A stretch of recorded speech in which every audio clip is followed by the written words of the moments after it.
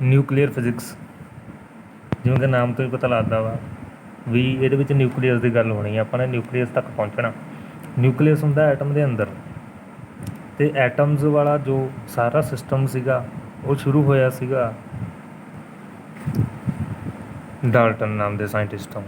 Dalton ਨੇ ਦੱਸਿਆ ਸੀਗਾ ਬਈ all the particles in the universe made up of matter and matter are made up of smallest particles called atoms. ਕਹਿੰਦਾ atoms ਤੋਂ ਮਿਲ ਕੇ ਸਾਰਾ ਕੁਝ ਬਣਿਆ ਹੋਇਆ ਵਾ, ਜੋ ਵੀ ਯੂਨੀਵਰਸ 'ਚ ਆਪਾਂ ਦੇਖ ਰਹੇ ਹਾਂ ਐਟਮਸ ਤੋਂ ਬਣਿਆ। ਸੋ ਉਹਨਾਂ ਦੀ ਥਿੰਕਿੰਗ ਸੀਗੀ ਇੱਦਾਂ। ਬਟ ਡਾਲਟਨ ਦੀ ਜਿਹੜੀ ਥਿਊਰੀ ਸੀਗੀ ਇੰਨੀ ਇਫੈਕਟਿਵ ਨਹੀਂ ਸੀਗੀ। ਡਾਲਟਨ ਨੇ ਸਿਰਫ ਐਂ ਦੱਸਿਆ ਸੀਗਾ ਵੀ ਐਟਮ ਦਾ ਸਾਈਜ਼ ਬਹੁਤ ਸਮਾਲ ਹੁੰਦਾ ਵਾ। ਉਦੋਂ ਇਲੈਕਟ੍ਰੋਨ, ਪ੍ਰੋਟੋਨ, ਨਿਊਟਰੋਨ ਕੋਈ ਗੱਲ ਨਹੀਂ ਹੋਈ ਸੀ ਇਹਦੇ ਬਾਰੇ। So after some time in 1907 sir ਜੇ ਥੋਮਸਨ ਉਹਨਾਂ ਨੇ ਆਪਣਾ ਮਾਡਲ ਦਿੱਤਾ ਸੀਗਾ, ਅਟੋਮਿਕ ਮਾਡਲ। ਉਹਨੂੰ ਉਹ ਪਲਮ ਪੁਡਿੰਗ ਮਾਡਲ ਵੀ ਕਹਿ ਦਿੰਦੇ ਆ, ਵਾਟਰਮੈਲਨ ਮਾਡਲ ਵੀ ਕਹਿੰਦੇ ਨੇ, ਕਾਫੀ ਨਾਮ ਸੀਗੇ ਉਹਨਾਂ ਦੇ। ਅਤੇ ਥੋਮਸਨ ਮਾਡਲ ਆਫ ਐਟਮ ਵੀ ਕਹਿ ਦਿੰਦੇ ਆ, ਥੋਮਸਨ ਅਟੋਮਿਕ ਮਾਡਲ। ਉਹਦੇ ਵਿੱਚ ਉਹਨੇ ਐਵੇਂ ਕਿਹਾ ਸੀਗਾ ਵੀ ਜਿੰਨੇ ਪੋਜ਼ੀਟਿਵ ਚਾਰਜ ਹੁੰਦੇ ਨੇ ਉਨੇ ਨੈਗੇਟਿਵ ਚਾਰਜ ਹੁੰਦੇ ਨੇ, ਹੈ ਨਾ। Equal number of positive charge and negative charge are present in the atom. ਅਤੇ ਉਹਨੇ ਕਿਹਾ ਸੀ ਜਿਹੜਾ ਐਟਮ ਹੁੰਦਾ ਉਹ ਨਿਊਟਰਲ ਹੁੰਦਾ ਵਾ, ਜਿੰਨੇ ਪੋਜ਼ੀਟਿਵ ਉਨੇ ਨੈਗੇਟਿਵ। ਬਟ ਇਹ ਵੀ ਇੰਨਾ ਇਫੈਕਟਿਵ ਨਹੀਂ ਸੀਗਾ। ਅਤੇ ਇਹਨੇ ਇੰਨਾ ਕੁ ਦੱਸਤਾ ਸੀਗਾ ਵੀ ਇਲੈਕਟ੍ਰੋਨਸ ਹੁੰਦੇ ਨੇ ਜੋ ਨੈਗੇਟਿਵਲੀ ਚਾਰਜਡ ਨੇ, ਉਹ ਇਲੈਕਟ੍ਰੋਨਸ ਹੁੰਦੇ ਨੇ। ਬਟ ਇਹ ਉਹਨੂੰ ਪਤਾ ਕਿੱਥੋਂ ਲੱਗਿਆ ਸੀਗਾ ਵੀ ਇਲੈਕਟ੍ਰੋਨਸ ਹੁੰਦੇ ਨੇ। ਸਰ ਜੇ ਥੋਮਸਨ ਨੇ ਇੱਕ ਐਕਸਪੈਰੀਮੈਂਟ ਪਰਫੋਰਮ ਕੀਤਾ ਸੀਗਾ ਜਿਹਨੂੰ ਆਪਾਂ ਕਹਿੰਦੇ ਹਾਂ ਕੈਥੋਡ ਰੇ tube experiment. Cathode ray, this is the experiment apparatus. You can see here a tube, ਇਹਨੂੰ ਆਪਾਂ ਡਿਸਚਾਰਜੇਬਲ ਟਿਊਬ ਕਹਿੰਦੇ ਹਾਂ। ਕੈਥੋਡ ਰੇ ਟਿਊਬ ਐਕਸਪੈਰੀਮੈਂਟ ਸੀਗਾ ਇਹ। ਇਹਦੇ ਵਿੱਚ ਬਹੁਤ ਹਾਈ ਪੋਟੈਂਸ਼ੀਅਲ 'ਤੇ ਬੈਟਰੀ ਲਗਾਈ ਗਈ, ਅਪਰੋਕਸੀਮੇਟ 1000 ਵੋਲਟ। ਦੇਖੋ ਇੰਨੀ ਜ਼ਿਆਦਾ ਪਾਵਰ ਦੀ ਬੈਟਰੀ ਲਾਤੀ, ਅਤੇ ਡਿਸਚਾਰਜੇਬਲ ਟਿਊਬ ਸੀਗੀ। ਅਤੇ ਟਿਊਬ ਦੇ ਵਿੱਚੋਂ ਪ੍ਰੈਸ਼ਰ ਬਿਲਕੁਲ ਜ਼ੀਰੋ ਕਰਤਾ ਵੈਕਿਊਮ ਪੰਪ ਤੋਂ, ਅਬਾਊਟ 10⁻³ mmHg। ਮਤਲਬ ਕਿ ਬਿਲਕੁਲ ਘੱਟ ਸੀਗਾ ਪ੍ਰੈਸ਼ਰ, ਬਿਲਕੁਲ ਨਹੀਂ ਸੀਗਾ। ਅਤੇ ਆਹ ਸੀਗੀ ਇੱਕ ਮੈਟਲ ਲਾਈ। ਜੇ ਆਪਾਂ ਹੁਣ ਐਡਵਾਂਸ ਦੀ ਗੱਲ ਕਰੀਏ, ਹੁਣ ਜੋ ਆਪਾਂ ਪੜ੍ਹਦੇ ਹਾਂ, ਆਪਾਂ ਨੇ ਉਹ ਪੜ੍ਹਿਆ ਕੁਆਂਟਮ ਦੇ ਵਿੱਚ, ਕਿਹੜਾ ਐਕਸਪੈਰੀਮੈਂਟ ਹੁੰਦਾ ਉਹ, ਫੋਟੋ ਇਲੈਕਟ੍ਰਿਕ ਇਫੈਕਟ ਪੜ੍ਹਦੇ ਹਾਂ ਆਪਾਂ ਵੀ। ਇਲੈਕਟ੍ਰੋਨਸ ਐਮਿਟਡ ਫਰੋਮ ਮੈਟਲ ਸਰਫੇਸ, ਹੈ ਨਾ। ਮੈਟਲ ਸਰਫੇਸ 'ਚੋਂ ਇਲੈਕਟ੍ਰੋਨ ਨਿਕਲਦੇ ਨੇ। ਮੈਟਲ ਵੀ ਤਾਂ ਇੱਕ ਐਟਮ ਆ। ਸੋ ਉਹਨਾਂ ਨੇ ਕੀ ਕੀਤਾ ਸੀਗਾ, ਐਵੇਂ ਇੱਕ ਸਰਕਟ ਤਿਆਰ ਕੀਤਾ, ਬੈਟਰੀ ਲਾਈ ਹਾਈ ਪੋਟੈਂਸ਼ੀਅਲ। ਦੇਖੋ ਇਹਨੂੰ ਲਿਜਾ ਕੇ ਮੈਟਲ ਨਾਲ ਜੋੜਤਾ, ਇੱਧਰਲਾ ਟਰਮੀਨਲ ਐਨੋਡ। ਸੋ ਇੱਥੇ ਕੈਥੋਡ, ਇੱਥੇ ਐਨੋਡ, ਅਤੇ ਇੱਧਰ ਇੱਕ ਦੇਖੋ ਆ ਚਮਕਣਾ ਜਿਹਾ ਲਾਇਆ ਮੈਂ, ਇਹਨੂੰ ਕਹਿੰਦੇ ਫਲੋਰੋਸੈਂਟ ਸਕਰੀਨ। ਫਲੋਰੋਸੈਂਟ ਮਤਲਬ ਕਿ ਇਹੋ ਜਿਹੇ ਮਟੀਰੀਅਲ ਦੀ ਬਣੀ ਹੁੰਦੀ ਆ ਜੋ ਚਮਕਦਾਰ ਮਟੀਰੀਅਲ ਹੁੰਦਾ ਵਾ, ਜਿਵੇਂ ਕਿ ZnS, ਜ਼ਿੰਕ ਸਲਫਾਈਡ, ਐਵੇਂ ਦੇ ਮਟੀਰੀਅਲ ਦੀ ਬਣੀ ਇੱਕ ਫਲੋਰੋਸੈਂਟ ਸਕਰੀਨ ਹੈ। ਆਪਾਂ ਸਾਰਾ ਪੜ੍ਹਿਆ ਹੋਇਆ, +1 'ਚ ਹੁੰਦਾ ਇਹ। ਅਤੇ ਜਿਹੜਾ ਵੈਕਿਊਮ ਆ, ਵੈਕਿਊਮ ਦੀ ਮਦਦ ਨਾਲ ਆਪਾਂ ਨੇ ਕੀਤਾ, ਵੈਕਿਊਮ ਪੰਪ ਨਾਲ ਇਹਦੇ ਵਿੱਚੋਂ ਪ੍ਰੈਸ਼ਰ ਘਟਾਤਾ ਜਮਾਂ ਹੀ। ਪ੍ਰੈਸ਼ਰ ਹੈ ਨਹੀਂ ਸੀਗਾ, ਹੋਊਗੀ ਏਅਰ ਬਟ ਬਹੁਤ ਘੱਟ ਮਾਤਰਾ 'ਚ ਹੋਊਗੀ। ਡਿਸਚਾਰਜੇਬਲ ਟਿਊਬ ਆ, ਮੈਟਲ ਆ, ਐਵੇਂ ਜੋੜਤਾ ਇਹਨੂੰ ਸਰਕਟ ਨੂੰ, ਹਾਈ ਵੋਲਟੇਜ ਪੋਟੈਂਸ਼ੀਅਲ ਆ। ਸੋ ਇੱਧਰ ਪੋਜ਼ੀਟਿਵ ਆ, ਇੱਧਰ ਨੈਗੇਟਿਵ ਆ। ਤਾਂ ਉਹਨਾਂ ਨੇ ਕੀ ਓਬਜ਼ਰਵ ਕੀਤਾ ਵੀ ਫਲੋਰੋਸੈਂਟ ਸਕਰੀਨ ਦੇ ਉੱਤੇ ਨਾ ਕੁਛ ਦਿਖ ਰਹੇ ਨੇ ਵੀ ਕੋਈ ਇੰਡੀਵਿਜੂਅਲ ਪਾਰਟੀਕਲਸ ਨੇ ਜੋ ਕਿ ਮੈਟਲ 'ਚੋਂ ਨਿਕਲ ਕੇ ਆ ਰਹੇ ਨੇ ਨੈਗੇਟਿਵ ਟਰਮੀਨਲ ਦੇ ਵੱਲੋਂ। ਸੋ ਉੱਥੋਂ ਇਹ ਜਜਮੈਂਟ ਲਾਈ ਵੀ ਇਹ ਜੋ ਇੰਡੀਵਿਜੂਅਲ ਪਾਰਟੀਕਲਸ ਨੇ ਇਹ ਕੀ ਨੇ ਜੋ ਕਿ ਸਾਨੂੰ ਫਲੋਰੋਸੈਂਟ ਸਕਰੀਨ 'ਤੇ ਦਿਖਾਈ ਦੇ ਰਹੇ ਨੇ, ਇੱਥੋਂ ਜਾ ਰਹੇ ਸੀ। ਹੁਣ ਦੇਖੋ ਇੰਨਾ ਜ਼ਿਆਦਾ ਹਾਈ ਪੋਟੈਂਸ਼ੀਅਲ ਆ, ਹੈ ਨਾ। ਇੱਧਰ ਪੋਜ਼ੀਟਿਵ ਆ, ਪੋਜ਼ੀਟਿਵ ਨੂੰ ਤਾਂ ਖਿੱਚ ਕੇ ਕੱਢ ਲੈਣੇ ਨੇ ਇਹ 'ਚੋਂ ਐਟਮ, ਇਲੈਕਟ੍ਰੋਨਸ। ਸੋ ਉਹਨਾਂ ਨੂੰ ਨਾਮ ਦਿੱਤਾ ਗਿਆ ਇਲੈਕਟ੍ਰੋਨਸ, ਉੱਥੋਂ ਆਏ ਇਲੈਕਟ੍ਰੋਨਸ। ਕਿਹੜਾ ਐਕਸਪੈਰੀਮੈਂਟ ਸੀਗਾ ਇਹ, ਕੈਥੋਡ ਰੇ ਟਿਊਬ ਐਕਸਪੈਰੀਮੈਂਟ। ਸੋ ਜਿਹੜੀ ਇੱਥੇ ਫਲੋਰੋਸੈਂਟ ਸਕਰੀਨ 'ਤੇ ਰੇਜ਼ ਗਈਆਂ, ਵੇਵਜ਼ ਸੀਗੀਆਂ, ਉਹ ਜੋ ਵੇਵਜ਼ ਗਈਆਂ, ਅੱਜ ਤੱਕ ਵੇਵਜ਼ ਦਾ ਨੇਚਰ ਨਹੀਂ ਪਤਾ ਲੱਗਿਆ। ਵੇਵ ਨੂੰ ਆਪਾਂ ਕੁਆਂਟਮ ਦੇ ਪਾਰਟੀਕਲ ਨੇਚਰ ਮੰਨਦੇ ਹਾਂ, ਅਤੇ ਆਪਟਿਕਸ ਲਾਈਟ ਕਹਿ ਦਿੰਦੇ ਆ, ਕਿਤੇ ਵੇਵ ਨੇਚਰ, ਵੇਵ ਆਪਟਿਕਸ, ਰੇ ਆਪਟਿਕਸ, ਕਿੰਨਾ ਕੁਛ ਐਵੇਂ ਡਿਫਰੈਂਟ ਵਿੱਚ ਮੰਨਿਆ ਗਿਆ। ਹਾਲੇ ਤੱਕ ਕੁਛ ਕਲੀਅਰ ਨਹੀਂ ਹੈਗਾ। ਸੋ ਫੋਟੋਨ ਜਿਵੇਂ ਆਪਾਂ ਕਹਿ ਦਿੰਦੇ ਹਾਂ ਵੀ ਸਟਰਾਈਕ ਕੀਤੇ ਜਦੋਂ ਇੱਥੇ, ਤਾਂ ਉੱਥੋਂ ਜਜਮੈਂਟ ਲਾਈ ਬਈ electrons emitted from metal surface cathode to anode ਗਏ, ਫਲੋਰੋਸੈਂਟ ਸਕਰੀਨ 'ਤੇ ਦਿਖਾਈ ਦਿੱਤੇ। ਠੀਕ ਆ, ਹਾਈ ਪੋਟੈਂਸ਼ੀਅਲ ਲਗਾਇਆ ਗਿਆ ਸੀਗਾ, ਇਹ ਯਾਦ ਰੱਖਣਾ, ਹਾਈ ਪੋਟੈਂਸ਼ੀਅਲ ਲਗਾਇਆ ਗਿਆ ਸੀਗਾ। ਵੈਕਿਊਮ ਪੰਪ ਸੀਗਾ ਜਿਹਦੀ ਮਦਦ ਨਾਲ ਆਪਾਂ ਨੇ ਕੀ ਕੀਤਾ, ਪ੍ਰੈਸ਼ਰ ਘੱਟ ਕੀਤਾ ਇਹਦੇ ਵਿੱਚੋਂ, ਤਾਂ ਕਿ ਪ੍ਰੈਸ਼ਰ ਘੱਟ ਸੀਗਾ, ਹਵਾ ਹੈ ਨਹੀਂ ਸੀ, ਇਸ ਲਈ ਇਹ ਇੱਕ ਦੂਜੇ 'ਤੇ ਟਕਰਾਏ ਵੀ ਨਹੀਂ, ਸਿੱਧੇ ਗਏ। ਸੋ ਇੰਡੀਵਿਜੂਅਲ ਪਾਰਟੀਕਲਸ ਜਿਹੜੇ ਕੈਥੋਡ ਟੂ ਐਨੋਡ ਨੂੰ ਗਏ। ਹੁਣ ਇਲੈਕਟ੍ਰੋਨ 'ਤੇ ਨੈਗੇਟਿਵ ਚਾਰਜ ਹੁੰਦਾ, ਓਬਵੀਅਸ ਆ ਪੋਜ਼ੀਟਿਵ ਵੱਲ ਨੂੰ ਉਹੀ ਚੀਜ਼ ਆਊਗੀ ਜਿਹਦੇ ਨੈਗੇਟਿਵ ਚਾਰਜ ਹੁੰਦਾ। ਉੱਥੋਂ ਪਤਾ ਲੱਗਿਆ ਇਲੈਕਟ੍ਰੋਨ 'ਤੇ ਵੀ ਨੈਗੇਟਿਵ ਚਾਰਜ ਹੁੰਦਾ। ਐਟਮ ਦੇ ਵਿੱਚ ਹੁੰਦੇ ਨੇ ਇਲੈਕਟ੍ਰੋਨ, ਕਿਉਂਕਿ ਆਹ ਮੈਟਲ ਸੀਗੀ, ਇਹ ਵੀ ਇੱਕ ਐਟਮ ਆ, ਇਹਦੇ ਵਿੱਚੋਂ ਇਲੈਕਟ੍ਰੋਨਸ ਬਾਹਰ ਆਏ ਨੇ ਜੋ ਕਿ ਫਲੋਰੋਸੈਂਟ ਸਕਰੀਨ 'ਤੇ ਸਾਨੂੰ ਦਿਖਾਈ ਦਿੱਤੇ ਨੇ। ਇੰਡੀਵਿਜੂਅਲ ਪਾਰਟੀਕਲ ਸੀਗੇ, ਅਲੱਗ ਤਰ੍ਹਾਂ ਦੀ ਚੀਜ਼ ਸੀਗੀ, ਨਵੀਂ ਚੀਜ਼ ਸੀਗੀ, ਅਤੇ ਇਹਨਾਂ ਨੂੰ ਨਾਮ ਦਿੱਤਾ ਗਿਆ ਇਲੈਕਟ੍ਰੋਨਸ। ਇਹਦਾ ਮਤਲਬ ਸਾਨੂੰ ਪਤਾ ਲੱਗ ਗਿਆ ਵੀ ਐਟਮ ਦੇ ਵਿੱਚ ਵੀ ਚੀਜ਼ਾਂ ਹੁੰਦੀਆਂ ਨੇ ਇਲੈਕਟ੍ਰੋਨਸ। ਸੋ ਹੁਣ ਫਿਰ ਇਹਨੇ ਇੱਥੋਂ ਜੋ ਆਬਜ਼ਰਵੇਸ਼ਨ ਮਿਲੀ, ਇਹ ਤੋਂ ਦੇਖ ਕੇ ਥੋਮਸਨ ਨੇ ਮਾਡਲ ਦਿੱਤਾ ਜਿਹਦਾ ਨਾਮ ਸੀਗਾ Thomson atomic model, plum pudding model, ਜਾਂ ਫਿਰ ਕਹਿ ਦਿੰਦੇ ਵਾਟਰਮੈਲਨ ਵਾਲਾ ਮਾਡਲ। ਠੀਕ ਆ, ਉਹਨੇ ਕਹਿਤਾ ਸੀਗਾ ਵੀ ਜਿਹੜਾ ਆਪਣਾ ਹੁੰਦਾ ਵਾ ਵਾਟਰਮੈਲਨ ਹੁੰਦਾ ਵਾ, ਉਹਦੇ ਵਿੱਚ ਜਿਹੜੇ ਸੀਡਸ ਹੁੰਦੇ ਨੇ ਉਹਨਾਂ ਨੂੰ ਇਲੈਕਟ੍ਰੋਨ ਕਹਿੰਦੇ ਆ, ਅਤੇ ਬਾਕੀ ਜਿਹੜਾ ਰੈੱਡ ਪੋਰਸ਼ਨ ਹੁੰਦਾ ਉਹਨੂੰ ਆਪਾਂ ਕਹਿੰਦੇ ਆ ਪੋਜ਼ੀਟਿਵਲੀ ਚਾਰਜਡ। ਅਤੇ ਉਹਨੇ ਕਿਹਾ ਸੀ ਵੀ ਸਾਰੇ ਮਾਡਲ, ਸਾਰੇ ਐਟਮ, ਜਿਹੜਾ ਵੀ ਇੱਕ ਐਟਮ ਹੁੰਦਾ, ਜਿਵੇਂ ਉਹਦਾ ਇੱਕ ਸਾਈਜ਼ ਸਕੁਏਅਰ ਹੁੰਦਾ, ਸਫੈਰੀਕਲ ਹੁੰਦਾ, ਅਤੇ ਉਹਦੇ ਵਿੱਚ ਸਾਰੀ ਜਗ੍ਹਾ 'ਤੇ ਪੋਜ਼ੀਟਿਵ ਚਾਰਜ ਹੁੰਦਾ ਜਿਹੜਾ ਉਹ ਯੂਨੀਫਾਰਮ ਹੁੰਦਾ ਵਾ, ਅਤੇ ਜਿਹੜੇ ਇਲੈਕਟ੍ਰੋਨਸ ਹੁੰਦੇ ਨੇ ਉਹ ਉੱਪਰ ਉਹਦੇ ਚਿਪਕੇ ਹੁੰਦੇ ਨੇ ਵੱਖ ਜਗ੍ਹਾ 'ਤੇ। ਅਤੇ ਇਹ ਇੰਨਾ ਸਫੀਸ਼ੈਂਟ ਨਹੀਂ ਰਿਹਾ ਮਾਡਲ, ਬਟ ਇਹ ਫੇਲ ਹੋ ਗਿਆ ਸੀਗਾ। ਇਹ ਫੇਲ ਕਿਉਂ ਹੋਇਆ? ਇਹ ਫੇਲ ਹੋਇਆ ਸੀ ਸਰ ਰਦਰਫੋਰਡ ਕਰਕੇ। ਸੋ ਐਟਮ ਤੋਂ ਲੈ ਕੇ ਇਲੈਕਟ੍ਰੋਨ ਤੱਕ, ਐਟਮਸ ਦੱਸੇ ਸੀਗੇ ਡਾਲਟਨ ਨੇ ਵੀ ਐਟਮਸ ਤੋਂ ਮੈਟਰ, ਐਟਮ ਤੋਂ ਮਿਲ ਕੇ ਬਣਿਆ, ਮੈਟਰ ਤੋਂ ਮਿਲ ਕੇ ਸਾਰੀਆਂ ਚੀਜ਼ਾਂ ਬਣੀਆਂ ਨੇ। ਸੋ ਐਟਮ ਦੇ ਵਿੱਚ ਇਲੈਕਟ੍ਰੋਨਸ ਹੁੰਦੇ ਨੇ, ਇਹ ਦੱਸਿਆ ਥਾਮਸਨ ਨੇ। ਸੋ ਇਲੈਕਟ੍ਰੋਨ ਤੋਂ ਅੱਗੇ ਨਿਊਕਲੀਅਸ ਤੱਕ ਦੀ ਕਹਾਣੀ ਰਦਰਫੋਰਡ ਆਇਆ ਜਦੋਂ, ਉਦੋਂ ਹੋਈ।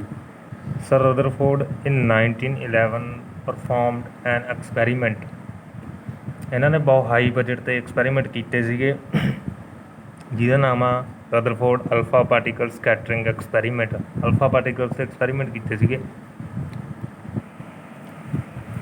ਰਦਰਫੋਰਡ ਨੇ ਕੀ ਕੀਤਾ, ਇੱਕ ਅਲਫਾ ਪਾਰਟੀਕਲ ਸੋਰਸ ਲੈ ਲਿਆ ਜਿਹੜਾ ਕਿ ਅਲਫਾ ਪਾਰਟੀਕਲ ਦਿੰਦਾ ਸੀਗਾ। ਉਹਨੇ ਉਹਨੂੰ ਗੋਲਡ ਫੋਇਲ ਦੇ ਬਿਲਕੁਲ ਸਾਹਮਣੇ ਰੱਖਿਆ। Gold foil, thin gold foil, ਬਹੁਤ ਪਤਲੀ ਸੀਗੀ, ਅਤੇ ਇਹਦਾ ਮਤਲਬ this is atom. Alpha particle ਹੁੰਦਾ, ਹੁਣ ਉਹਦਾ ਵੀ ਮਾਸ ਹੁੰਦਾ ਵਾ, ਅਲਫਾ ਪਾਰਟੀਕਲਸ ਹੈ ਸਮ ਮਾਸ। ਅਲਫਾ ਪਾਰਟੀਕਲ ਮਾਸ ਵਾਲਾ ਪਾਰਟੀਕਲ ਹੁੰਦਾ, ਅਤੇ ਉਹਨੇ ਇਹਦੇ ਆਲੇ ਦੁਆਲੇ ਫਲੋਰੋਸੈਂਟ ਸਕਰੀਨ ਲਗਾ ਦਿੱਤੀ ਜਿਵੇਂ ਕਿ ਥੋਮਸਨ ਨੇ ਲਗਾਈ ਸੀ। ਸੋ ਜਦੋਂ ਅਲਫਾ ਪਾਰਟੀਕਲ ਦਾ ਬੀਮ ਜਾ ਕੇ ਸਟਰਾਈਕ ਕੀਤਾ ਗੋਲਡ ਫੋਇਲ 'ਤੇ, ਤਾਂ 99.9% ਜਿਹੜੇ ਆਪਣੇ ਰੇਜ਼ ਬਣੀਆਂ ਅਲਫਾ ਪਾਰਟੀਕਲਸ ਦੀਆਂ ਟਕਰਾਉਣ ਤੋਂ ਬਾਅਦ ਉਹ ਅਨਡਿਫਲੈਕਟਿਡ ਸੀਗੀਆਂ, ਮਤਲਬ ਆਸੇ ਪਾਸੇ ਨਹੀਂ ਖਿੰਡੀਆਂ, ਵਿੱਚੋਂ ਲੰਘ ਗਈਆਂ ਸਿੱਧੀਆਂ। ਇੱਕ ਦੋ ਸੀਗੀਆਂ ਜੋ ਆਲੇ ਦੁਆਲੇ ਖਿੰਡੀਆਂ। ਇਹਦਾ ਮਤਲਬ ਇੱਥੋਂ ਇਹਨੇ ਇਹ ਜਜਮੈਂਟ ਲਾਈ ਵੀ ਜਿਹੜਾ ਐਟਮ ਹੁੰਦਾ ਵਾ ਉਹ ਤਾਂ ਵਿੱਚੋਂ ਖਾਲੀ ਪਿਆ ਵਾ, ਵਿੱਚੋਂ ਤਾਂ ਕੁਛ ਹੈ ਹੀ ਨਹੀਂ ਗਾ, ਬਟ ਥੋੜ੍ਹੀਆਂ ਜਿਹੀਆਂ ਜਿਹੜੀਆਂ ਸੀਗੀਆਂ ਉਹ ਵਾਪਸ ਆਈਆਂ। ਅਲਫਾ ਪਾਰਟੀਕਲ ਦਾ ਵੀ ਮਾਸ ਹੁੰਦਾ ਵਾ, ਇਹਦਾ ਮਤਲਬ ਉਹਨੂੰ ਇੱਥੋਂ ਇਹ ਪਤਾ ਲੱਗਿਆ ਵੀ ਜਦੋਂ ਮਾਸ ਵਾਲੀ ਚੀਜ਼ ਨੂੰ ਕੋਈ ਪਿੱਛੇ ਸਿੱਟੂਗਾ, ਹੁਣ ਜਿਵੇਂ ਜਿਹੜੀ ਚੀਜ਼ ਦਾ ਮਾਸ ਆ, ਜਦੋਂ ਟਕਰਾ ਰਹੀਆਂ ਨੇ ਆਪਸ 'ਚ, ਮਾਸ ਵਾਲੀ ਚੀਜ਼ ਮੂਹਰੇ ਵੀ, ਇਹਦਾ ਮਤਲਬ ਜੋ ਅੱਗੇ ਆ ਜਿਹਨੇ ਉਹਨੂੰ ਪਿੱਛੇ ਨੂੰ ਜਾਣ ਲਈ ਮਜਬੂਰ ਕਰਤਾ, ਉਹਦਾ ਵੀ ਕੋਈ ਨਾ ਕੋਈ ਮਾਸ ਹੋਊਗਾ। ਸੋ ਉੱਥੋਂ ਨੂੰ ਪਤਾ ਲੱਗਿਆ ਵੀ ਇਹਦੇ ਵਿੱਚ ਕੁਛ ਹੈਵੀ ਆ, ਐਟਮ ਦੇ ਵਿੱਚ ਕੁਛ ਨਾ ਕੁਛ ਹੈਵੀ ਆ, ਬਟ ਬਾਕੀ ਖਾਲੀ ਆ, ਕਿਉਂਕਿ 99.9% ਤਾਂ ਲੰਘ ਗਈਆਂ ਸਿੱਧੀਆਂ, ਬਟ ਕੁਛ ਨਾ ਕੁਛ ਹੈਵੀ ਹੈਗਾ, ਜਿਹਦੇ ਕਰਕੇ ਥੋੜ੍ਹੀਆਂ ਜਿਹੀਆਂ ਵਾਪਸ ਵੀ ਆਈਆਂ ਨੇ। ਸੋ ਜੋ ਉਹਨੂੰ ਇਹ ਪਤਾ ਲੱਗ ਗਿਆ ਵੀ ਇਹਦੇ 'ਚ ਕੁਛ ਨਾ ਕੁਛ ਹੈਵੀ ਆ। ਹੁਣ ਇਹਦੇ ਵਿੱਚ ਬੇਸਿਕਲੀ ਹੋਇਆ ਕੀ ਹੋਊਗਾ, ਰੁਕ ਜਾ ਹੁਣ। ਸੋ 99% ਤਾਂ 99.9% ਤਾਂ ਸਿੱਧੀਆਂ ਹੀ ਲੰਘ ਗਈਆਂ ਸੀਗੀਆਂ। ਇਹਦਾ ਮਤਲਬ ਉਹਨੂੰ ਇੱਥੋਂ ਇਹ ਜੱਜਮੈਂਟ ਹੋਈ ਵੀ ਐਟਮ ਜਿਹੜਾ ਵਾ ਮੈਕਸੀਮਮ ਪੋਰਸ਼ਨ ਤਾਂ ਉਹਦਾ ਖਾਲੀ ਪਿਆ ਵਾ, ਜਿੱਥੋਂ ਕਿ ਅਲਫਾ ਪਾਰਟੀਕਲਸ ਵੀ ਆਰਾਮ ਨਾਲ ਕ੍ਰੋਸ ਕਰ ਰਹੇ ਨੇ। ਬਟ ਕਿਤੇ ਨਾ ਕਿਤੇ ਕੋਈ ਨਾ ਕੋਈ ਹੈਵੀ ਚੀਜ਼ ਆ ਜਿਹਦੇ ਕਰਕੇ ਵਾਪਸ ਆ ਰਹੇ ਨੇ। ਉਹੀ ਹੈਵੀ ਚੀਜ਼ ਨੂੰ ਉਹਨੇ ਨਾਮ ਦਿੱਤਾ ਨਿਊਕਲੀਅਸ। ਅਤੇ ਬੇਸਿਕਲੀ ਹੋਇਆ ਕੀ ਸੀਗਾ, ਐਵੇਂ ਗੋਲਡ ਦੇ ਐਟਮਸ ਸੀਗੇ। ਜੇ ਆਪਾਂ ਹੁਣ ਦੇ ਅਕੋਰਡਿੰਗ ਚੱਲੀਏ ਤਾਂ ਨਿਊਕਲੀਅਸ ਸੀਗਾ ਸੈਂਟਰ 'ਚ। ਜਦੋਂ ਮਤਲਬ ਨਿਊਕਲੀਅਸ ਦੇ ਨੇੜੇ ਜਾਂਦਾ ਸੀਗਾ ਅਲਫਾ ਪਾਰਟੀਕਲ, ਤਾਂ ਨਿਊਕਲੀਅਸ ਨਾਲ ਟਕਰਾ ਕੇ ਉਹ ਹੋ ਜਾਂਦਾ ਸੀਗਾ, ਵਾਪਸ ਚਲੇ ਜਾਂਦਾ ਡਿਫਲੈਕਟਡ, ਅਤੇ ਬਾਕੀ ਰਿਮੇਨਸ ਅਨਡਿਫਲੈਕਟਡ ਸੀਗੇ, ਸਿੱਧੇ ਗਏ। ਸੋ ਇਹ ਸੀ ਕੰਡੀਸ਼ਨ। ਇੱਥੋਂ ਪਤਾ ਲੱਗ ਗਿਆ ਉਹਨੂੰ ਨਿਊਕਲੀਅਸ ਹੁੰਦਾ। ਇਹਦੇ ਵਿੱਚ ਐਟਮ ਦੇ ਵਿੱਚ ਕੋਈ ਹੈਵੀ ਚੀਜ਼ ਹੁੰਦੀ ਹੈ ਜਿਹਨੂੰ ਉਹਨੇ ਨਾਮ ਦਿੱਤਾ ਨਿਊਕਲੀਅਸ, ਰਦਰਫੋਰਡ ਨੇ। ਉੱਥੋਂ ਆਪਣਾ ਇਹ ਨਿਊਕਲੀਅਸ ਸ਼ੁਰੂ ਹੋਇਆ। ਹੁਣ according to Thomson atomic model, electrons ਵੀ ਹੁੰਦੇ ਨੇ। ਜਿਹੜੇ ਇਲੈਕਟ੍ਰੋਨਸ ਹੁੰਦੇ ਨੇ ਉਹ ਨਿਊਕਲੀਅਸ ਦੇ ਅੰਦਰ ਤਾਂ ਹੋਣਗੇ ਨਹੀਂ। ਫਿਰ ਉਹਨੇ ਸੋਚਿਆ ਵੀ ਜੋ ਇਲੈਕਟ੍ਰੋਨਸ ਨੇ ਉਹਦੇ 'ਤੇ ਨੈਗੇਟਿਵ ਚਾਰਜ ਹੁੰਦਾ। Nucleus is highly positive charge, ਕਿਉਂਕਿ ਅਲਫਾ ਪਾਰਟੀਕਲ 'ਤੇ ਵੀ ਪੋਜ਼ੀਟਿਵ ਚਾਰਜ ਹੁੰਦਾ। ਪੋਜ਼ੀਟਿਵਲੀ ਚਾਰਜਡ ਪਾਰਟੀਕਲਸ ਹੁੰਦੇ ਨੇ ਅਲਫਾ ਪਾਰਟੀਕਲਸ। ਹੀਲੀਅਮ ਹੁੰਦਾ ਵਾ ਅਲਫਾ ਪਾਰਟੀਕਲ। ਅਤੇ ਰੇਡੀਓ ਐਕਟਿਵ ਐਕਸਪੈਰੀਮੈਂਟ ਹੈ ਇੱਕ ਜਿਹੜਾ ਰਦਰਫੋਰਡ ਨੇ ਕੀਤਾ ਸੀਗਾ। ਜਦੋਂ ਇਲੈਕਟ੍ਰੋਨ ਆਪਣਾ nucleus ਪੋਜ਼ੀਟਿਵਲੀ charge, electron negatively charge, ਇਹਦਾ ਮਤਲਬ ਦੋਨੇ ਇੱਕ ਆਪਸ 'ਚ ਅਟਰੈਕਟ ਕਰਨਗੇ। ਇਹਨਾਂ ਦੇ ਵਿੱਚ ਫੋਰਸ ਹੋਊਗੀ ਇਲੈਕਟ੍ਰੋਸਟੈਟਿਕਲ ਫੋਰਸ, ਚਾਰਜਿਸ ਦੇ ਵਿੱਚ ਹੁੰਦੀ ਹੈ ਜਿਹੜੀ। ਸੋ ਉਹ ਨੇੜੇ ਆਉਣਗੇ, ਇੱਕ ਟਾਈਮ 'ਤੇ ਆ ਕੇ ਉਹ ਟਕਰਾ ਜਾਣਗੇ, ਸਿਸਟਮ ਤਾਂ ਨਿਊਟਰਲ ਹੋ ਜਾਊਗਾ। ਪਰ ਇੱਦਾਂ ਹੁੰਦਾ ਕਿਉਂ ਨਹੀਂ ਗਾ ਬੇਸਿਕਲੀ। ਸੋ ਜਿਹੜਾ ਇਲੈਕਟ੍ਰੋਨ ਆ ਉਹ ਜਿਹੜੀ ਇਲੈਕਟ੍ਰੋਸਟੈਟਿਕਲ ਫੋਰਸ ਆ ਉਹਨੂੰ ਯੂਜ਼ ਕਰਦਾ। ਇਹ ਨਹੀਂ ਕਿਹਾ ਸੀਗਾ ਰਦਰਫੋਰਡ ਨੇ ਵੀ ਉਹਨੂੰ ਯੂਜ਼ ਕਰਦਾ ਐਜ਼ ਅ ਰੋਟੇਸ਼ਨਲ ਮੋਸ਼ਨ, ਉਹ ਉਹਨੂੰ ਰੋਟੇਸ਼ਨ ਲਈ ਯੂਜ਼ ਕਰਦਾ ਵਾ। ਸੋ ਇਹਨੇ ਇਹ ਵੀ ਦੱਸਤਾ ਸੀ ਵੀ ਇਲੈਕਟ੍ਰੋਨ ਰਿਵੋਲਵ ਅਰਾਊਂਡ ਦਾ ਨਿਊਕਲੀਅਸ, ਇੱਕ ਇਹਦੇ ਵਿੱਚ ਹੈਵੀ ਚੀਜ਼ ਹੁੰਦੀ ਹੈ। ਇਹਨੇ ਦੱਸਿਆ ਵੀ ਉਹ ਨਿਊਕਲੀਅਸ ਹੁੰਦੀ ਆ, ਜਿਹਦੇ ਕਰਕੇ ਇਹਨੂੰ ਪਤਾ ਕਿੱਥੋਂ ਲੱਗਿਆ ਸੀ, ਗੋਲਡ ਫੋਇਲ ਵਾਲੇ ਐਕਸਪੈਰੀਮੈਂਟ ਤੋਂ। ਵੀ ਗੋਲਡ ਫੋਇਲ ਜਿਹੜਾ ਗੋਲਡ ਐਟਮ ਸੀਗਾ ਉਹਦੇ ਵਿੱਚੋਂ maximum number of alpha particles are undeflected, ਸਿੱਧੇ ਹੀ ਲੰਘ ਗਏ। ਅਤੇ ਕੁਛ ਕੁ ਸੀਗੇ ਜਿਹੜੇ ਉਹ ਵਾਪਸ ਆਏ। ਕਿਉਂ ਆਏ? ਕਿਉਂਕਿ ਹੈਵੀ ਚੀਜ਼ ਸੀਗੀ ਵਿੱਚ ਕੋਈ, ਉਹੀ ਨਿਊਕਲੀਅਸ ਸੀਗਾ, ਉਹਨੂੰ ਨਿਊਕਲੀਅਸ ਦਾ ਨਾਮ ਦਿੱਤਾ ਗਿਆ। ਅਤੇ ਜਿਹੜੇ ਇਲੈਕਟ੍ਰੋਨਸ ਨੇ ਅਰਾਊਂਡ ਨਿਊਕਲੀਅਸ ਦੇ ਰਿਵੋਲਵ ਕਰਦੇ ਨੇ, ਉਹ ਇਹਨੂੰ ਪਤਾ ਲੱਗਿਆ। ਅਤੇ ਉਸ ਤੋਂ ਬਾਅਦ ਆਇਆ ਸੀਗਾ ਨਿਲ ਬੋਹਰ ਅਟੋਮਿਕ ਥਿਊਰੀ, ਆਪਾਂ ਪੜ੍ਹੀ ਹੋਈ ਆ। ਉਹਦੇ ਵਿੱਚ ਹੁੰਦਾ ਵਾ ਉਹਨੇ ਦੱਸੇ ਸੀਗੇ ਪਾਥ ਜੇ ਵੀ N1 N2 ਐਵੇਂ ਪ੍ਰਿੰਸੀਪਲ ਕੁਆਂਟਮ ਨੰਬਰ ਆ ਗਏ ਸੀਗੇ ਵੀ ਇਲੈਕਟ੍ਰੋਨ ਆਪਣੇ ਔਰਬਿਟਲ 'ਚ ਘੁੰਮੀ ਜਾਂਦਾ ਵਾ। ਉਹਨੇ ਆਹ ਕੁਛ ਦੱਸਿਆ ਸੀਗਾ। ਅਤੇ ਆਪਾਂ ਫਿਲਹਾਲ ਆਪਣੇ ਇੱਥੇ ਬੱਚੇ ਤੇ ਤੱਕ ਕੀ ਆ, Rutherford alpha particle scattering experiment ਆ। ਆਈ ਹੋਪ ਤੁਹਾਨੂੰ ਕਲੀਅਰ ਹੋ ਗਿਆ। ਸੋ ਹੁਣ ਇੱਕ ਇਹਦਾ ਅਗਲਾ ਟੋਪਿਕ ਆ ਦੇਖੋ, ਅੱਗੇ ਆ ਗਿਆ ਆਪਣਾ ਟੋਪਿਕ ਸਾਈਜ਼ ਆਫ ਨਿਊਕਲੀਅਸ। ਉਸ ਤੋਂ ਬਾਅਦ ਰਦਰਫੋਰਡ ਨੇ ਸਾਈਜ਼ ਕੱਢਣਾ ਸੀਗਾ ਨਿਊਕਲੀਅਸ ਦਾ। ਉਹ ਕੱਢਣ ਲਈ ਆਪਾਂ ਨੂੰ ਕੁਝ ਕੰਸੀਡਰੇਸ਼ਨ ਕਰਨੀ ਪੈਣੀ ਹੈ। ਜਿਵੇਂ ਕਿ ਨਿਊਕਲੀਅਸ ਆ, ਅਲਫਾ ਪਾਰਟੀਕਲਸ ਗਏ, ਜਿਹੜੇ ਨਿਊਕਲੀਅਸ ਉਹ ਥੋੜ੍ਹੇ ਦੂਰ ਸੀਗੇ। ਮਤਲਬ ਕਿ ਜਿੰਨਾ ਨਿਊਕਲੀਅਸ ਤੋਂ ਅਲਫਾ ਪਾਰਟੀਕਲ ਦਾ ਡਿਸਟੈਂਸ ਜ਼ਿਆਦਾ ਹੋਊਗਾ, ਜਿੰਨਾ ਡਿਸਟੈਂਸ ਜ਼ਿਆਦਾ ਹੋਊਗਾ ਉਨੀ ਉਹਦੀ ਰਿਪਲਸ਼ਨ ਜੀ ਉਹ ਤੋਂ ਘੱਟ ਹੋਊਗੀ। ਰਿਪੈਲ ਮਤਲਬ ਘੱਟ ਕਰੂਗਾ। ਜਿੰਨਾ ਉਹ ਨੇੜੇ ਜਾਊਗਾ ਉਨਾ ਉਹਨੇ ਚੱਕ ਕੇ ਪਰੇ ਮਾਰਨਾ, ਕਿਉਂਕਿ ਉਹ ਵੀ ਪੋਜ਼ੀਟਿਵ ਆ, ਉਹ ਵੀ ਹੈਵੀ ਮਾਸ ਆ, ਸੋ ਆ ਦੇਖੋ ਇਹ ਦੂਰ ਸੀਗਾ, ਸਿੱਧਾ ਲੰਘ ਗਿਆ। ਥੋੜ੍ਹਾ ਨੇੜੇ ਆ, ਆਹ ਡਿਸਟੈਂਸ ਘੱਟ ਆ, ਇਹ ਡਿਫਲੈਕਟ ਕਰ ਗਿਆ। ਆਹ ਵਿਚਾਰਾ ਸਿੱਧਾ ਹੀ ਮੁੜ ਗਿਆ ਆਉਂਦਾ ਹੀ, ਇਹ ਵੀ ਡਿਫਲੈਕਟ ਕਰ ਗਿਆ। ਮਤਲਬ ਐਵੇਂ ਹੋਇਆ ਸੀਗਾ। ਸੋ ਹੁਣ ਆਪਾਂ ਦੇਖਣਾ ਵਾ ਡਿਸਟੈਂਸ ਅਪਰੋਚ ਕਿੱਥੇ ਕਰਦਾ ਵਾ। ਹੁਣ ਜਦੋਂ ਇਹ ਜਾਊਗਾ, ਅਲਫਾ ਪਾਰਟੀਕਲ ਜਾਊਗਾ ਤਾਂ ਮੋਸ਼ਨ ਹੋਊਗਾ, ਉਹਦੀ ਕੋਈ ਨਾ ਕੋਈ ਵੈਲੋਸਿਟੀ ਵੀ ਹੋਊਗੀ, ਕੋਈ ਨਾ ਕੋਈ ਵੈਲੋਸਿਟੀ ਨਾਲ ਜਾ ਰਿਹਾ ਉਹ।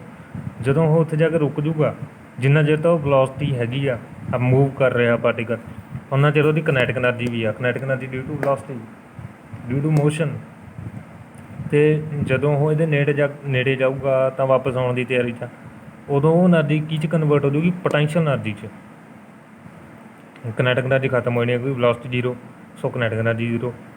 ਜਦੋਂ ਵਾਪਸ ਆਊਗਾ ਤਾਂ ਪੋਟੈਂਸ਼ੀਅਲ ਐਨਰਜੀ ਨੇ ਫਿਰ ਕਨਵਰਟ ਹੋਣਾ, ਕਨੈਟਿਕ ਐਨਰਜੀ 'ਚ ਮੂਵ ਕਰਨਾ ਉਹਨੇ ਫਿਰ। ਸੋ ਇੱਦਾਂ ਹੁਣ ਕੂਲਮਜ਼ ਲਾ, ਇਹ ਚਾਰਜ ਆ ਨਿਊਕਲੀਅਸ 'ਤੇ। Q1 ਲੈ ਲਿਆ ਆਪਾਂ ਨੇ, ਇੱਧਰ Q2 ਲੈ ਲੈਂਦੇ ਹਾਂ, ਉਰੇ ਲੈ ਲਓ ਚਾਹੇ ਇਹਨੂੰ, ਉਰੇ ਵੀ ਚੱਲੂਗਾ, ਠੀਕ ਆ। ਨੀਅਰੈਸਟ ਅਪਰੋਚ ਦੇਖਣੀ ਆਪਾਂ ਡਿਸਟੈਂਸ ਦੀ, ਇੱਥੇ ਲੈਣਾ ਪੈਣਾ ਵੈਸੇ, ਇਹ ਤੁਹਾਨੂੰ ਸਮਝ ਆ ਜਾਵੇ ਤਾਂ ਕਰਕੇ ਉਰੇ ਲਿਆ। ਤੇ ਡਿਸਟੈਂਸ ਡੀ ਲੈ ਲਿਆ ਦੋਨਾਂ ਦੇ ਵਿਚਾਲੇ। ਤੇ Q1 Q2 ਅਕੋਰਡਿੰਗ ਟੂ ਕੂਲਮਸ ਲਾ ਕੀ ਹੁੰਦਾ ਵਾ, ਫੋਰਸ ਕੀ ਹੁੰਦੀ ਆ ਇਹਦੇ ਵਿੱਚ, ਫੋਰਸ ਵੀ ਤਾਂ ਹੋਊਗੀ ਉਹ ਇਹਨਾਂ ਦੋਨਾਂ ਦੇ ਵਿੱਚ। ਸੋ ਫੋਰਸ ਕੀ ਆ, Q1 Q2 4 pi epsilon naught R square. That is question number 1। ਹੁਣ ਕਿਨੈਟਿਕ ਐਨਰਜੀ ਸਭ ਨੂੰ ਪਤਾ ਹਾਫ mv ਸਕੇਅਰ ਹੁੰਦੀ ਆ। ਜਿਹੜੀ ਚੇਂਜ ਹੋਈ ਐਨਰਜੀ ਉਹ ਕਿਹੜੀ ਸੀਗੀ, potential energy. Q1 Q2 4 pi epsilon naught R ਹੁੰਦੀ ਆ potential energy. So potential energy is this, kinetic energy is this. So ਜਿੰਨਾ ਚਿਰ ਮੂਵ ਕਰ ਰਿਹਾ ਸੀ ਉਹਨਾਂ ਦੇ ਇਹਦੀ ਕਿਨੈਟਿਕ ਐਨਰਜੀ ਸੀਗੀ ਹਾਫ mv ਸਕੇਅਰ। ਹੋਊਗਾ ਜਦੋਂ ਵੈਲੋਸਿਟੀ ਹੀ ਖਤਮ ਹੋ ਗਈ, velocity zero, mass zero, half ਤਾਂ ਜ਼ੀਰੋ ਹੋ ਹੀ ਜਾਣਾ। Half is the constant quantity, kinetic energy ਵੀ ਜ਼ੀਰੋ ਹੋ ਜਾਣੀ ਆ। ਬਟ ਪੋਟੈਂਸ਼ੀਅਲ ਐਨਰਜੀ ਕਨਵਰਟ ਹੋਈ ਆ, ਜਦੋਂ ਉਹ ਰੁਕ ਗਿਆ ਉਦੋਂ ਕਨਵਰਟ ਹੋਣੀ ਆ ਪੋਟੈਂਸ਼ੀਅਲ ਐਨਰਜੀ। ਅਤੇ ਅੱਗੇ ਦੇਖੋ ਹੁਣ ਕੀ ਸੀਗਾ, ਗੋਲਡ ਸੀਗਾ ਆਪਣਾ ਐਲੀਮੈਂਟ। ਗੋਲਡ ਅਟੋਮਿਕ ਨੰਬਰ 79 ਹੁੰਦਾ ਵਾ। ਸੋ ਆਪਾਂ ਅਟੋਮਿਕ ਨੰਬਰ ਨੂੰ Z ਨਾਲ ਡੋਨੇਟ ਕਰਦੇ ਹਾਂ। Z ਤੇ E ਹੋ ਗਿਆ ਜੋ ਗੋਲਡ ਦੇ ਉੱਤੇ ਚਾਰਜ ਹੋਊਗਾ, ZE। ਅਲਫਾ ਪਾਰਟੀਕਲ ਹੁੰਦਾ ਹੀਲੀਅਮ। ਅਲਫਾ ਪਾਰਟੀਕਲ ਹੁੰਦਾ ਹੀਲੀਅਮ ਦੇ 2 ਇਲੈਕਟ੍ਰੋਨਸ, ਸੋ ZE। ਸੋ ਆਪਾਂ ਨੇ ਜਿਹੜਾ ਆਹ ਵਾ ਗੋਲਡ, ਇਹਨੂੰ ਮੰਨ ਲੈਣਾ Q1 ਅਤੇ ਹੀਲੀਅਮ ਵਾਲੇ ਨੂੰ ਮੰਨ ਲੈਣਾ Q2। ZE ਇਹਨੂੰ ਆਪਾਂ ਪੁੱਟ ਕਰਾਂਗੇ ਵੈਲਿਊ ਨੂੰ। ਸੋ Q1 ਕੀ ਆ, ZE, Q2 2E। ਆਪਾਂ ਪੋਟੈਂਸ਼ੀਅਲ ਐਨਰਜੀ 'ਚ ਪੁੱਟ ਕੀਤਾ Q1 Q2 4 pi epsilon naught R. Potential energy ਦੀ ਵੈਲਿਊ ਵੀ ਹੋ ਗਈ। Q1 ਦੀ ਜਗ੍ਹਾ 'ਤੇ ਆਪਾਂ ਨੇ ਆਹ ਰੱਖਤਾ, Q2 ਦੀ ਜਗ੍ਹਾ 'ਤੇ ਆਹ ਰੱਖਤਾ, ਐਂਡ ਓਵਰਆਲ ਕੀ ਬਣ ਗਿਆ 2ZE square 4 pi epsilon naught R. ਸੋ ਹੁਣ ਆਪਾਂ ਗੱਲ ਕਰਨ ਲੱਗਿਆ ਉਰੇ ਆਹ ਵਾਲੇ alpha particle the.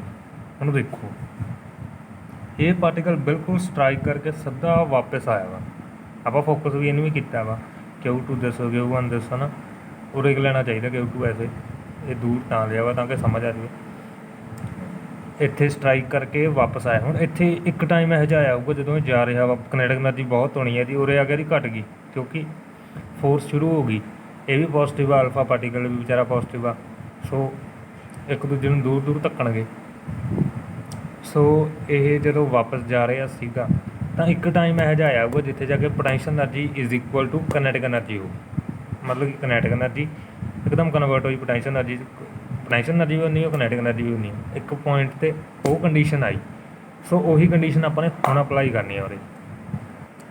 So potential energy at a point, potential energy is equal to kinetic energy. Potential energy ਦੀ ਵੈਲਿਊ 10 ਆ ਉੱਪਰ ਗੱਡੀ ਆ, ਇਹਨੂੰ ਰੱਖਤਾ। Kinetic energy half mv square. V square ਦੀ ਜਗ੍ਹਾ 'ਤੇ U ਸਕੇਅਰ ਵੀ ਵਰਤ ਸਕਦੇ ਹਾਂ ਕਿਉਂਕਿ ਆਪਾਂ ਵੈਲੋਸਿਟੀ U ਲੈ ਲਈ, ਜੇ ਉਹ ਉੱਥੇ ਲੈਟ ਕਰਨਾ ਪੈਣਾ U ਲੈਣੀ ਆ, ਤਾਂ ਕਰਕੇ ਆਪਾਂ U ਵਰਤ ਸਕਦੇ ਹਾਂ। ਪਰ V ਵਰਤੀ ਐਵੇਂ ਕੋਈ ਚੱਕਰ ਨਹੀਂ। ਅਤੇ ਰੇਡੀਅਸ R, ਆਪਾਂ ਇਹਨੂੰ R0 ਕਹਿਤਾ, ਰੇਡੀਅਸ ਆਫ ਨਿਊਕਲੀਅਸ। ਸੋ ਉਰੇ ਕੀ ਆ ਜਾਏਗਾ R0।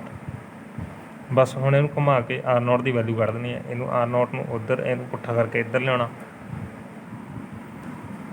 ਸੋ ਆਹ ਰਿਲੇਸ਼ਨ ਆ ਗਈ R0 is equal to 2ZE square 4 pi epsilon naught 2mv square. ਜਦੋਂ ਆਪਾਂ R0 ਦੀ ਵੈਲਿਊ ਕੱਢੀ, ਸੋ ਹੁਣ ਕਟਿੰਗ ਕਰ ਦੇਣਾ ਜਿਹੜੀ ਹੁੰਦੀ ਆ, 2 ਗਿਆ, ਦੂਣੀ 4, ਆਹ 2 ਨਾਲ ਆਹ 2 ਵੀ ਗਿਆ। ਓਕੇ, ZE ਸਕੇਅਰ ਰਹਿ ਗਿਆ, ਉੱਪਰ ਕੀ ਰਹਿ ਗਿਆ ZE ਸਕੇਅਰ ਓਵਰ m ਪਾਈ ਕਹਿ ਲਓ, ਐਪਸਲਨ ਨੋਟ ਰਹਿ ਗਿਆ, m ਰਹਿ ਗਿਆ, and v square. this is equal to R0. this is the radius of nucleus, size of nucleus। ਇਹ ਤੋਂ ਪਤਾ ਲੱਗ ਜੂਗਾ ਆਪਾਂ ਨੂੰ। ਸੋ ਕੀ ਹੁਣ ਕੀ ਗੱਲ ਹੋਊਗੀ ਆਪਣੀ, ਇਹ ਨੀਅਰੈਸਟ ਅਪਰੋਚ ਨਿਕਲ ਆਈ ਆਪਣੀ, nearest approach to nearest approach of alpha particles to the nucleus. ਮਤਲਬ ਕਿ ਕਿੰਨੀ ਨੇੜੇ ਤੋਂ ਅਲਫਾ ਪਾਰਟੀਕਲਸ ਨਿਊਕਲੀਅਸ ਨੂੰ ਅਪਰੋਚ ਕਰ ਰਿਹਾ ਵਾ। ਮੈਂ ਨਿਊਕਲੀਅਸ ਆ ਔਰ ਇਹ ਅਲਫਾ ਪਾਰਟੀਕਲ ਆ, ਬਿਲਕੁਲ ਡਿਸਟੈਂਸ ਆ ਨਿਕਲਿਆ ਆਪਣਾ। ਸੋ ਇਹਨੂੰ ਆਪਾਂ V ਨੂੰ ਬੀ ਸਕੇਅਰ ਨੂੰ ਆਪਾਂ ਯੂ ਸਕੇਅਰ ਵੀ ਕਹਿ ਸਕਦੇ ਹਾਂ, ਉਹਦੇ ਕੋਈ ਚੱਕਰ ਨਹੀਂ ਗਾ, ਬੁੱਕ 'ਚ ਯੂ ਸਕੇਅਰ ਹੋ ਸਕਦਾ ਵਾ, ਵੀ ਲਿਖ ਸਕਦੇ ਹਾਂ, 20 ਨਾਲ ਵੀ ਕੋਈ ਪੰਗਾ ਨਹੀਂ ਪੈਣ ਲੱਗਿਆ ਹੈਗਾ। ਅਤੇ ਇਹਨੂੰ ਆਪਾਂ ਆਰ ਨੌਟ ਨੂੰ ਡੀ ਵੀ ਲਿਖ ਸਕਦੇ ਹਾਂ, ਡਿਸਟੈਂਸ ਵੀ ਕਹਿ ਸਕਦੇ ਹਾਂ, ਕੋਈ ਐਡੀ ਗੱਲ ਨਹੀਂ ਹੈਗੀ। ਚਲੋ